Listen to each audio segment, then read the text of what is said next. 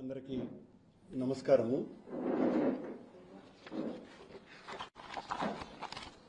ఈరోజు సిబిఐ నేతృత్వంలోని సిట్ తిరుమల ప్రసాదం మీద కోర్టుకు తన నివేదికను సమర్పించటం జరిగింది.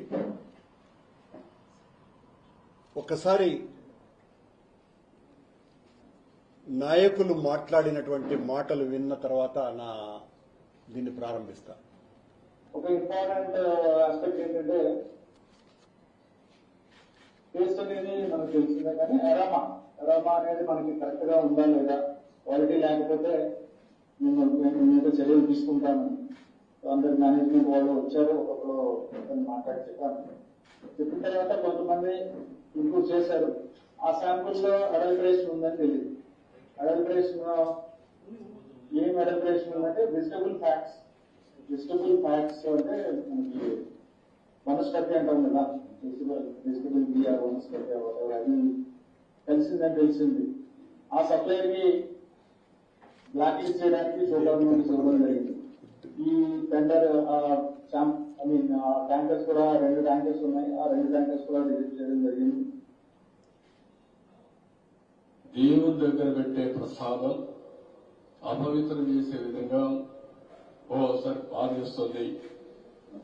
నాసి రకమైన ఇంగ్రీడియంట్సే కాకుండా ఎనిమల్ ఫ్యాక్ట్ కూడా వాడారండి.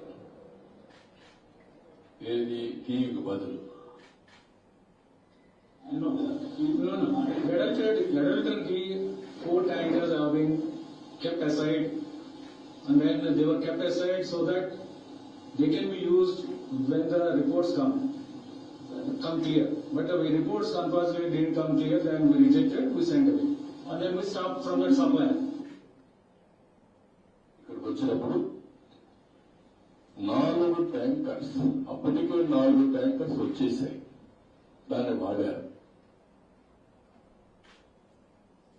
To the so-called people who comment on us, for the so-called pseudo-secularists, then let me tell you, I will make my stand clear to you today. I am an unapologetic Sanatani Hindu. I am an unapologetic Sanatani Hindu.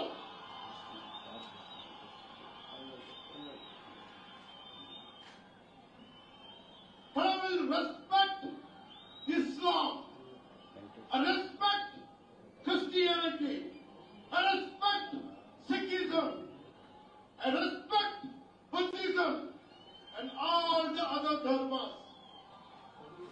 But I am an unapologetic Sanatani Hindu.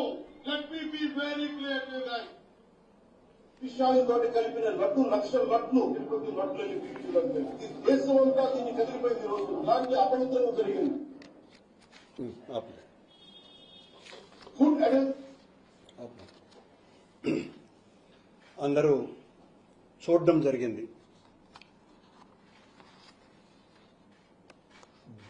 Jagan గారిని దెబ్బతీయటానికి జగమంతా కొలిచేటువంటి శ్రీ మహావిష్ణువుని వాడుకొని శిశుపాలుడే సిగ్గుపడేలా, కంసుడే చెవులు మూసుకునేలా, సమస్త రాక్షసులు నోరు వెళ్లబెట్టేలా చంద్రబాబు నాయుడు గారు తన మాటలతో, చేష్టలతో, తన వంత పాడేటువంటి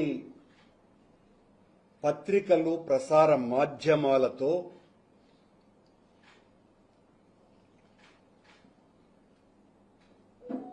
లడ్డూలో వాడేటువంటి నెయ్యి మీద అసలు నెయ్యే వాడలేదు,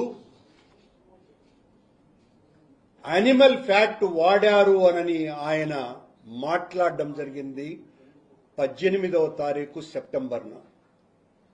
అంతకు పూర్వం జూలై నెల 20వ తారీఖున ఈవో శ్యామలరావు గారు వెజిటబుల్ ఆయిల్ కలిసింది అని చాలా స్పష్టంగా ప్రెస్ మీట్ లో పెట్టాడు. ఎప్పుడైతే చంద్రబాబు నాయుడు గారు ఈ మాట మాట్లాడాడో 18వ తారీఖు సెప్టెంబర్ 2024 వెంటనే 23వ తారీఖున అదే శ్యామలరావు గారు యానిమల్ ఫ్యాట్ కలిసినట్టుగా ఉన్నదినని వీళ్ల బెదిరింపులకు బెదిరి ఆయన మాట్లాడినారు. పురాణ కాలంలో మహర్షులు యజ్ఞం చేస్తుంటే రాక్షసులు అందులో మద్య మాంసాలు కలిపారు అనేటువంటి కథలు మనం ఎన్నింటినో విన్నాం.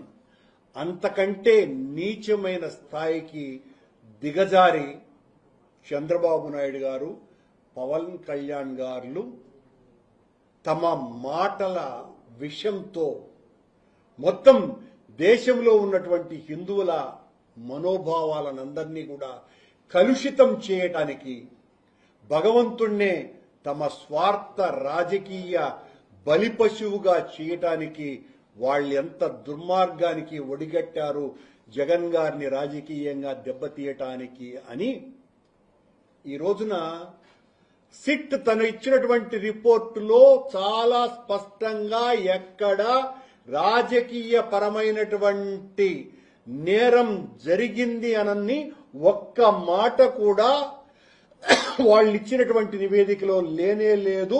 తద్వారా పూర్తిగా స్పష్టీకరమైంది లోకానికంతా కూడా. సిట్ తన నివేదికలో కోర్టుకు సమర్పించిన దాంట్లో అధికారులు,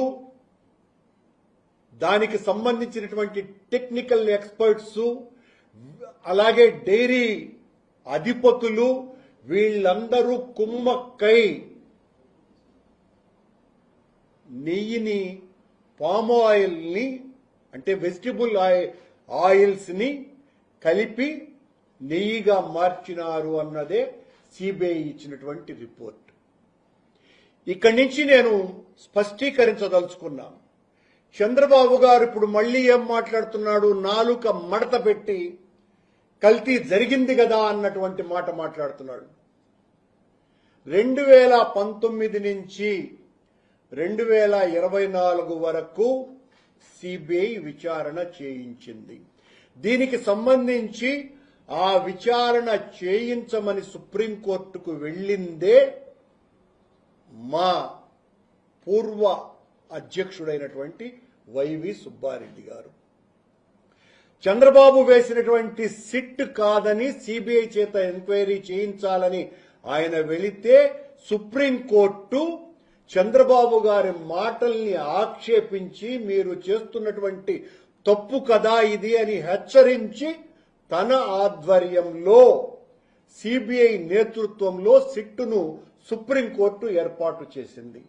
చంద్రబాబు ఏర్పాటు చేసినటువంటి సిట్టే నివేదిక ఇచ్చి ఉంటే మొన్న గదా కొండ మీద మందు బాటిళ్లు దొరికితే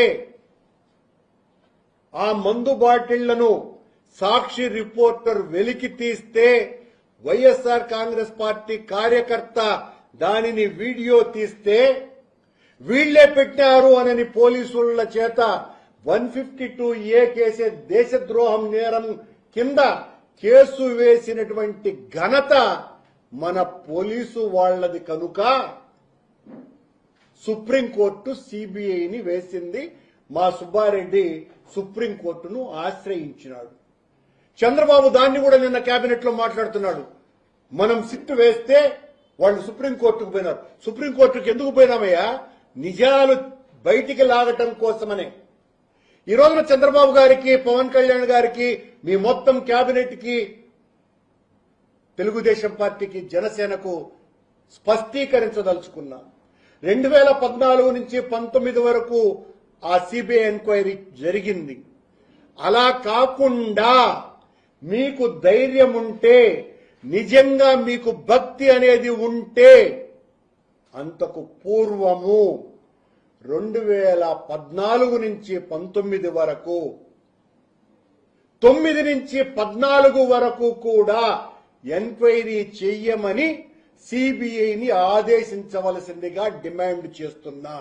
ఈరోజు సిబిఐ రిపోర్టులో ఇచ్చిన నివేదికలో బోలే బాబా మాల్గంగా, వైష్ణవి, ఏఆర్ డైరీలకు బోలే బాబా నుంచి కల్తీ నెయ్యి అందింది అని చెప్పినారు. అలాగే ప్రీమియర్ డైరీ, ఈ ప్రీమియర్ డైరీ 2013వ సంవత్సరం నుంచి ప్రీమియర్ డైరీ మరియు ఆల్ఫా డైరీనే 90% పైగా నెయ్యిని సరఫరా చేసింది. దానికి స్పష్టమైనటువంటి ఆధారాలు మా దగ్గర ఉన్నాయి. దీని మీద సిబిఐ ఎంక్వైరీ వెయ్యాల. ఈ రోజున ప్రీమియర్ డైరీ కూడా బోలే బాబా దగ్గర నుంచే నెయ్యి సరఫరా చేసింది అని స్పష్టంగా సిబిఐ తన నివేదికలో స్పష్టీకరించింది. ఇదే ప్రీమియర్ డైరీ 2013 నుంచి టీటీడీకి నెయ్యి సరఫరా చేసింది. దీని మీద సిబిఐ ఎంక్వైరీ వేసేటువంటి దమ్ము ఉందానని అడుగుతున్నాం. మేమేదో సరళము చేశాము కాబట్టి, టెండర్ నిబంధనల్ని సరళం చేశాము కాబట్టి ఈ రకమైనటువంటి కల్తీ జరిగిందేనని చంద్రబాబు నాయుడు చెప్తున్నాడు. సరళం చేసింది 21లో. కారణం కేంద్ర ప్రభుత్వం స్టార్టప్ కంపెనీలను ఎంకరేజ్ చెయ్యాలా అన్నటువంటి ఆలోచన, కొత్తగా వచ్చినటువంటి కంపెనీలను ఎంకరేజ్ చెయ్యాలా అన్నటువంటి ఆలోచన కేంద్ర ప్రభుత్వంది కనుక కొత్త కంపెనీలకు అవకాశం ఇవ్వాలని ఆనాడు టీటీడీ నిర్ణయం తీసుకున్న మాట వాస్తవమే. కానీ ఆనాడు, అంతకు పూర్వము, ఆ తరువాత, ఇప్పుడు కూడా చంద్రబాబు గారి ప్రభుత్వంలో కూడా బట్టర్ ప్రొక్యూర్మెంట్ కు సంబంధించి చేసుకోవచ్చును అన్నటువంటి నిబంధన, పాల ఉత్పత్తి సరిపోనంత ఉంటే బట్టర్ను కొనుక్కోవచ్చునని చాలా స్పష్టంగా ఇప్పటికీ కూడా ఆ నిబంధనలు అలాగే ఉన్నాయి. కరోనా సమయంలో నెయ్యి అవసరమే కలుగలేదు కనుక ఆ స్టార్టప్ కంపెనీలను ఎంకరేజ్ చేయాలన్నటువంటి ఆలోచన ఆనాటి బోర్డుకు ఉన్నప్పటికీ కూడా అది ఫలితం ఇవ్వలేదు కనుక మళ్లీ నేను చైర్మన్ గా అయిన తరువాత దాన్ని ఎంతో కఠినతరం చేసింది కూడా మా హయాంలోనే. ఈ మొత్తం వ్యవహారంలో ఎక్కడా కూడా సిబిఐ తన నివేదికలో రాజకీయులకు నేరారోపణ చెయ్యనే లేదు అన్నటువంటి విషయం చాలా స్పష్టంగా కోర్టుకు ఇచ్చినటువంటి నివేదికలో తేలిపోయింది. అది సుబ్బారెడ్డి గారు కావచ్చును, నేను కావచ్చును, జగన్మోహన్ రెడ్డి గారి అనుయాయులంగా మరెవ్వరము కూడా అందులో ఆ నేరంలో మేము భాగస్వాములు అని ఎక్కడా కూడా సిబిఐ తన నివేదికలో చెప్పల. సిబిఐ చెప్పిందంతా కూడా అధికారులు, ఆ డైరీ యజమానులు లాలూచి పడటం ద్వారా ఈ నేరం జరిగింది అని మాత్రమే చెప్పారు. ఆ నేరం కూడా చంద్రబాబు చెప్పినట్టుగా, పవన్ కళ్యాణ్ చెప్పినట్టుగా పంది కొవ్వు, ఆవు కొవ్వు, చేప కొవ్వు వాడినారు అన్నటువంటి పదం ఒక్క చోట కూడా లేకపోగా అనిమల్ ఫ్యాట్ వాడలేదు అని చాలా స్పష్టంగా చెప్పినారు. ఈరోజు చంద్రబాబు గారు ఏదో మాట్లాడుతున్నారు, సరళం చేయటం ద్వారానే, సడలించటం ద్వారానే టెండర్ నిబంధనల్ని ఈ తతంగమంతా జరిగిందని. మొన్ననే Andhra Pradesh dairy development cooperation federation government సంస్థ ఇది, వీళ్లు టెండర్ కు ఆహ్వానించారు. ఈ ఆంధ్రప్రదేశ్ డెవలప్మెంట్ కోఆపరేటివ్ ఫెడరేషన్ కు ఒక్క ఆవు లేదు, ఒక్క ఆవు కూడా లేనటువంటి సంస్థ పాల ఉత్పత్తులను కొని వ్యాపారం చేస్తుంది. ప్రభుత్వ సంస్థ చేస్తోంది కదా, ప్రభుత్వ సంస్థ చేస్తోంది అనడానికి గవర్నమెంట్ సంస్థ ఇచ్చినటువంటి ప్రకటన. మేము ఎక్కడ చిన్న లోపం కూడా జగన్మోహన్ రెడ్డి గారు అడుగడుగున స్వామివారికి మేలు చేయాలన్నటువంటి తపనతోనే ఆయన ఎన్డీడీబీ వాళ్లను పిలిపించిందే జగన్మోహన్ రెడ్డి గారు. ఆనాడు ధర్మారెడ్డి గారు ఈవోగా ఉండగా ఎన్డీడీబీ చైర్మన్ ను పిలిపించి ఎన్డీడీబీ వాళ్ల సహాయంతో వాళ్ల డొనేషన్ తో 50 కోట్ల నిధులతో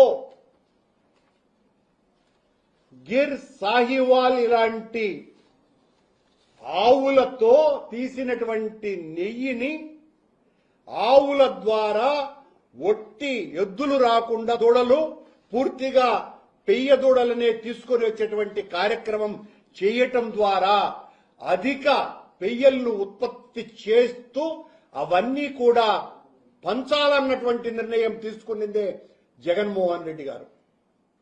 ఆ నెయ్యి స్పష్టంగా చాలా బాగుండాలి అని ఆయన తీసుకున్నటువంటి నిర్ణయం కారణంగానే బీటా సైట్ స్టెరాలసిస్ టెస్ట్ అన్నది అప్పటి వరకు లేనే లేదు. జగన్మోహన్ రెడ్డి గారు ఇచ్చినటువంటి ఆదేశంతోనే ఆనాటి అధికారులు ఎన్డీడీబీ వాళ్లను పిలిచి వాళ్ల సహాయం కోరి ఈ టెస్టుకు సంబంధించినటువంటి మిషనరీని తీసుకురావటం కోసమని అధునాతనమైనటువంటి మిషనరీని ఏర్పాటు చేయాలా అన్నటువంటి ఆలోచనతో టెండర్లను కూడా పిలవటం జరిగింది. దాదాపు 3 టెండర్లలో ఎవరు పాల్గొనలేదు.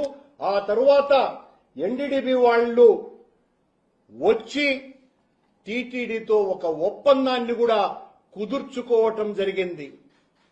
ఆ ఆధునీకరణ చేయటానికి ఇవన్నీ కూడా మా హయాంలోనే జరిగినాయి.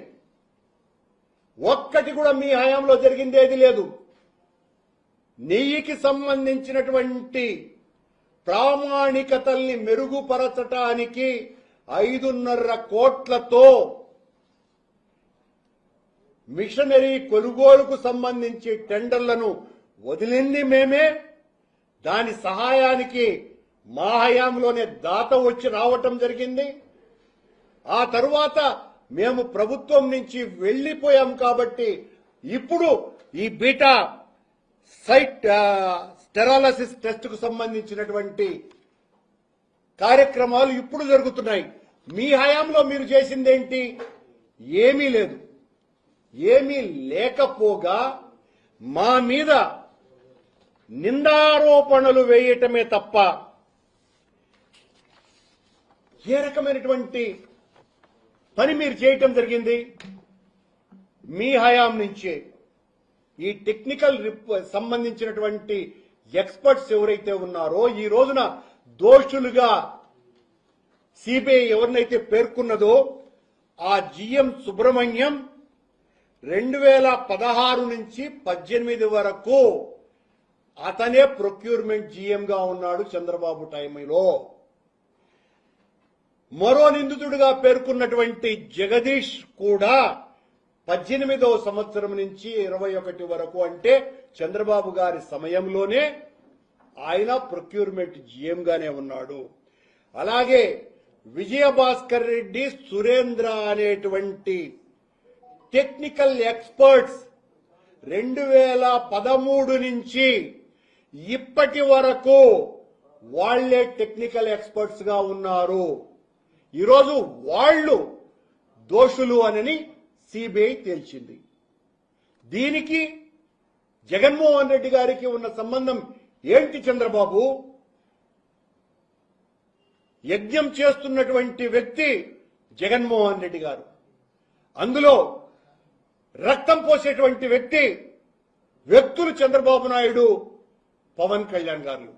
మీరు ఎక్కడ మంచి చేసిన? ప్రతిరోజు నెయ్యిలో యానిమల్ ఫ్యాట్ కలిగింది, పంది కొవ్వు కలిపింది, ఇదే మాటలు మాట్లాడుతున్నారు. ఇక్కడే పచ్చిగా పవన్ కళ్యాణ్ ఒక మాట అన్నాడు. పవనానంద స్వామి అయోధ్యకు పంపించినటువంటి లడ్డూలు 1,00,000 లడ్డూల్లో చేప కొవ్వు ఆవు కొవ్వు కలిసిందేనని ఛాలెంజ్ విసురుతున్న పవన్ కళ్యాణ్ ఈ రోజు కూడా ఆ రోజున 1,00,000 లడ్డులు తయారీకి నెయ్యి సరఫరా చేసినటువంటి వ్యక్తి ఆ రోజు ఈ రోజు చంద్రబాబు గారి బిఆర్ నాయుడు నేతృత్వంలో ఉన్నటువంటి బోర్డులో కూడా సభ్యుడైన సౌరభ్ బోరా అనేటువంటి వ్యక్తే సరఫరా చేసినాడు. దానికి సంబంధించి స్పష్టమైనటువంటి ఆధారాలు ఉన్నాయి. దాన్ని నిస్సిగ్గుగా సిగ్గనజ లేకుండా పెద్ద పబ్లిక్ మీటింగ్ లో కాషాయ వస్త్రాలు ధరించి పవన్ కళ్యాణ్ మాట్లాడడం జరిగింది. వెంకటేశ్వర స్వామి ఆలయం అపవిత్రమైపోయిందేనని విజయవాడలో దుర్గమ్మ మెట్లు కడిగినాడు. ఇక్కడికి వచ్చి రకరకాలైనటువంటి వింత వింత మాటలన్నీ మాట్లాడినాడు పవన్ కళ్యాణ్. ఎంత దారుణమంటే నీవు రహస్యంగా బూట్లు బహిరంగంగా మెట్లు కడిగిన ఓ సనాతనే పవనానంద ఎందుకు మౌనం వహించినావు అని ఇప్పుడు అడుగుతున్నాం. సిట్ రిపోర్ట్ ఇచ్చేసింది కదా, సిబిఐ నివేదిక అందజేసింది కదా, ఇప్పుడు నోరు తెరవాలా, ఇప్పుడు వాస్తవం ఏంటి అన్నది బయటికి రావాలా మీ నోటిగుండా. చంద్రబాబు గారి దైవభక్తి ఒక నాటకం, జనక్షేమం అన్నదే బూటకం, అధికారం అన్నది ఒక్కటే కీలకం, సంపాదనే ఆయనకు మూలకం, ఆయన ఒక స్వార్థ కీటకం, హైందవ ద్రోహ రూపకం, హైందవ ద్రోహ రూపకం చంద్రబాబు. మా మీద నిందలు వేసి నిన్న కేబినెట్ మీటింగ్ లో ఎలా దాడి చెయ్యాలా అన్నది ఆయన మీటింగ్ లో మంత్రులు ఇంకా సార్ అనిమల్ ఫ్యాట్ కలిపినారు సార్, అదే సిట్టు నివేదిక ఇచ్చింది సార్ అని కూడా మాట్లాడుతున్నారు. దాన్ని సరిగ్గా గట్టిగా ఎదుర్కోండి, సోషల్ మీడియాలో వైసీపీ తీవ్రంగా దాడి చేస్తున్నది అని. మేము దాడి చేయటం లేదు, మీరు చేసినటువంటి దేవుని మీద దాడి, మా మీద కాదు సుమా, జగన్ గారి మీద కాదు ఈ దాడి, సాక్షాత్తు స్వయంభువైనటువంటి శ్రీ మహావిష్ణువు మీదనే దాడి చంద్రబాబు నాయుడు చేశాడు. 140 కోట్ల మంది హిందువులు అత్యంత భక్తి శ్రద్ధలతో దర్శించుకునేటువంటి వెంకటేశ్వర స్వామి ఆలయాన్ని తన స్వార్థం కోసమని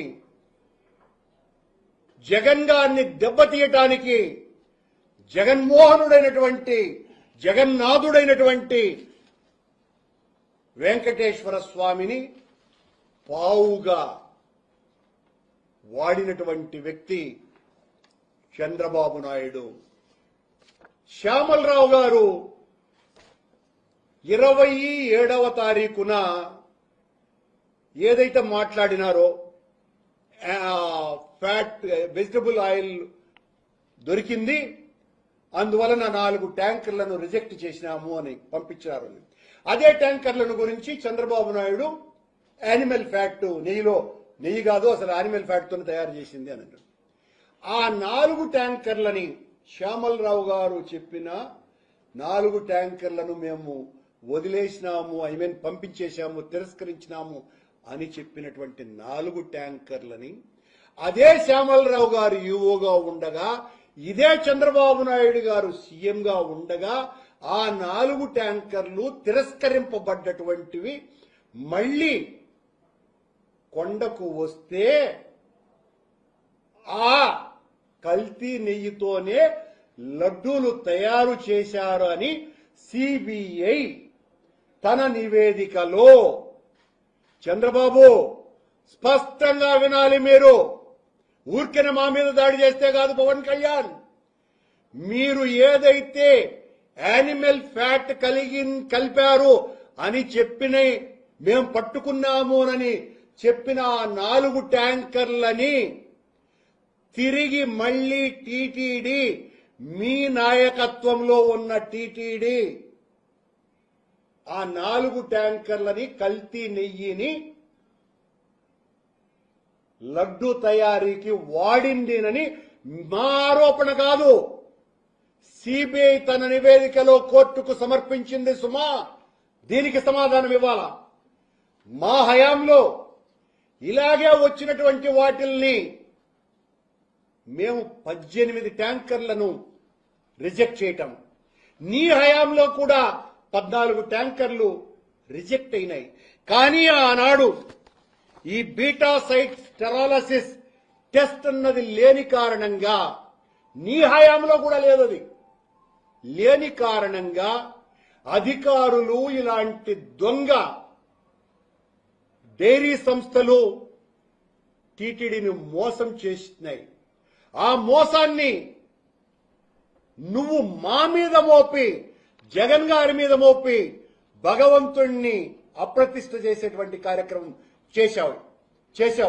ఇప్పటికీ తమ నివేదికలో ఎక్కడా కూడా అనిమల్ ఫ్యాట్ కలవలేదు అన్నటువంటి విషయం చాలా స్పష్టంగా వాళ్ళు రాయటం కూడా జరిగింది నివేదికలో. కానీ మీరేం మాట్లాడారు? ఒకప్పుడు 1971 ఆగస్టు 25వ తారీఖున, ఇది కూడా చాలా ముఖ్యమైన విషయం, 1971 ఆగస్టు 25వ తారీఖున చంద్రబాబు నాయుడు గారు, పవన్ కళ్యాణ్ గారులకు స్ఫూర్తి ప్రదాత అయినటువంటి విశాల్ బిత్తి అనేటువంటి ఒక శాసనసభ్యుడు ఆనాటి ఆంధ్రప్రదేశ్ శాసనసభలో ఇలాంటి ప్రశ్న వేశాడు. ఆనాడు ప్రసార మాధ్యమాలు లేవు కాబట్టి, కానీ అదిగో ఈ ప్రశ్నోత్తరాలకు సంబంధించినటువంటి వ్యవహారం మా దృష్టికి వచ్చింది. ఏంటిది? దేవుడికి వాడేటువంటి నెయ్యిలో, లడ్డూకు వాడేటువంటి నెయ్యిలో ఆవు కొవ్వు, పంది కొవ్వు కలిపారట, నిజమేనా అని ఆనాటి దేవాదాయ శాఖ మంత్రిని 1971లో అడిగినాడు. ఇది 2024 సెప్టెంబర్ 18వ తారీఖున చంద్రబాబు గారికి గుర్తుకొచ్చింది. ఒరే ఆనాడు పేలలేదురా, ఈరోజు పేలుద్దాము అనని దాన్ని పేల్చి వెంకటేశ్వర స్వామిని ముంచే కార్యక్రమం చంద్రబాబు నాయుడు చేసినాడు. ఇంత దారుణానికి ఒడిగట్టినటువంటి చంద్రబాబు గారు ప్రపంచంలోనే ఏ రాజకీయ నాయకుడు ఇంత రాక్షసీయంగా వ్యవహరించినటువంటి వ్యక్తి లేనేలేడు. ఈ మహా కుట్రకు, చంద్రబాబు నాయుడు చేసినటువంటి ఈ మహా కుట్రకు ఎట్టకేలకు సిబిఐలో ఉన్నటువంటి ఆ విచారణ అంతా కూడా నిర్వీర్యం చేయటంతో, పటాపంచలు చేయటంతో దిక్కుతోచక చంద్రబాబు నాయుడు కొత్త అవతారం ఎత్తి ఈ విషయంలో మనం గలీజు పట్టిపోయినాం, గబ్బు పట్టిపోతున్నాం కనుక ఎదురుదాడి ప్రారంభిద్దామోనని తన ప్రసార మాధ్యమాలతో, కేబినెట్ మంత్రులతో, పార్టీ నాయకులతో రాజకీయ దాడి చేయడానికి పురికొల్పుతున్నాడు. చంద్రబాబు చేసినటువంటి నిరాధారమైనటువంటి అసత్యాల పునాదుల మీద చంద్రబాబు, ఆయన ప్రసార మాధ్యమాలు, పవన్ కళ్యాణ్ నిర్మించినటువంటి కోట కోల్చకుండా పోరు హైందవ సంస్కృతిని ప్రేమించే వాళ్ళందరూ కూడా అని ఈ సందర్భంగా గుర్తు చేస్తున్నా. దీని మీద పండితులతో, ఆగమ పండితులతో, సాక్షాత్తు అర్చకులతో దేవాలయంలో సంప్రోక్షణ చేయించినాడు చంద్రబాబు నాయుడు. మహాపాపానికి ఒడగట్టినాడు చంద్రబాబు నాయుడు.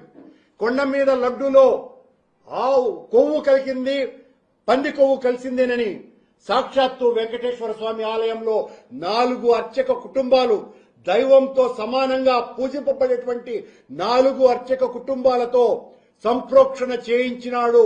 స్వాములు, మీరు కూడా మేల్కోవాలా. చంద్రబాబు చేసేటువంటి ఈ అడ్డమైనటువంటి నీచపు కార్యక్రమాలకు తల ఒగ్గకండి. ఈ రకమైనటువంటి దారుణాలు చంద్రబాబు ఇంకెన్నైనా కూడా చేయగలడు. దీనికి కొంతమంది మఠాధిపతులు కూడా మాట్లాడడం మనకున్నటువంటి దౌర్భాగ్యం తప్ప మరొకటి కాదు.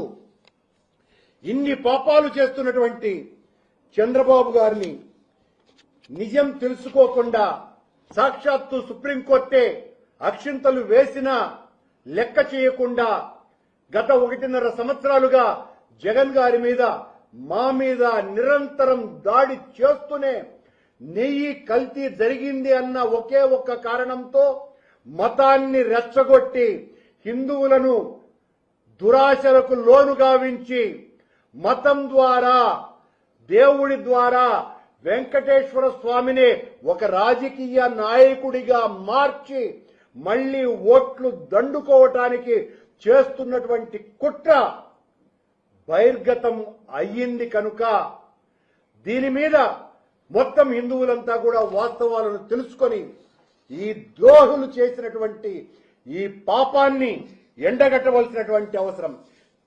తిరుమల క్షేత్ర ప్రతిష్టనే కాదు, రాష్ట్ర ప్రతిష్టను, హిందూ మత ప్రతిష్టను, కోట్లాది మంది మనోభావాలను దెబ్బతీసి దుర్మార్గంగా తన రాజకీయాల కోసమని వాడుకొని ఒక్క జగన్ను దెబ్బతీయటానికి ఇంత నీచాతి నీచమైన దిగజారుడుతనానికి పాల్పడ్డటువంటి చంద్రబాబు గారి, పవన్ కళ్యాణ్ గారుల నాలుక మీద ఎన్ని రకాలైనటువంటి మచ్చలున్నాయో పదవి పొందటం కోసం పాతాళం కన్నా కిందికి దిగజారిపోయి మాట్లాడేటువంటి పాశవిక ప్రవృత్తి చంద్రబాబుకి, పవన్ కళ్యాణ్ గారులకే చెల్లింది అన్నటువంటి విషయం దీనితో పూర్తిగా రుజువైందని తెలియజేస్తూ ఈ పాప పరిహారానికి ఈ రోజున పవన్ కళ్యాణ్, ఆ రోజున నువ్వు దుర్గమెట్లు గడిగినావు, ఈ రోజున అమరావతి నుంచి వెంకటేశ్వర స్వామి క్షేత్రం వరకు రోడ్లంతా కూడా కడుక్కుంటూ రావాల్సినటువంటి అవసరం ఉన్నది. పాప పరిహారంగా చంద్రబాబు నాయుడు గుండు కొట్టించుకొని వెంకటేశ్వర స్వామికి క్షమాపణలు చెప్పవలసినటువంటి అవసరాన్ని సిబిఐ నివేదిక తెలియజేస్తున్నది.